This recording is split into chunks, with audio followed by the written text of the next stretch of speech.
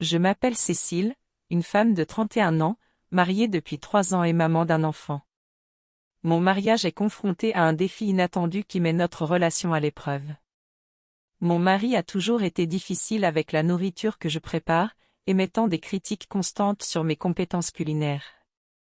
Il se plaint du sel en excès, de l'huile dans les plats, et exige du poisson à chaque repas.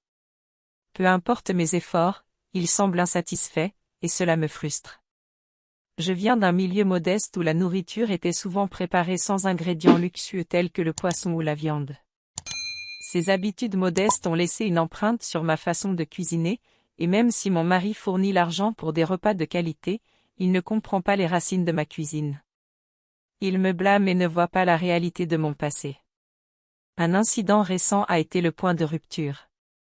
Il a refusé de manger mes plats et s'est dirigé vers la cuisine pour se préparer lui-même un repas.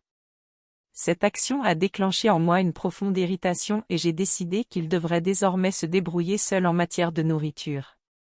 Depuis un mois, il ne s'intéresse plus à mes préparations et prend les choses en main lui-même. Je suis persuadée qu'une autre femme influence ses décisions culinaires. Je suis désespérée et je ne sais pas comment inverser cette tendance. Je soupçonne qu'il a pris des idées culinaires auprès d'une autre femme, et cela me préoccupe énormément. Je crains que cette situation ne mène à des problèmes plus graves, comme l'infidélité. Il a même apporté des livres de cuisine à la maison, ce qui renforce mes doutes. J'ai besoin de votre aide et de vos conseils pour trouver un moyen de renverser cette situation avant qu'il ne soit trop tard.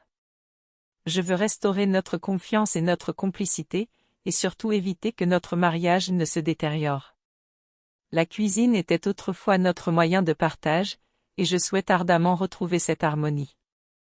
Aidez-moi à surmonter ces obstacles et à retrouver la place que j'occupais autrefois dans le cœur de mon mari.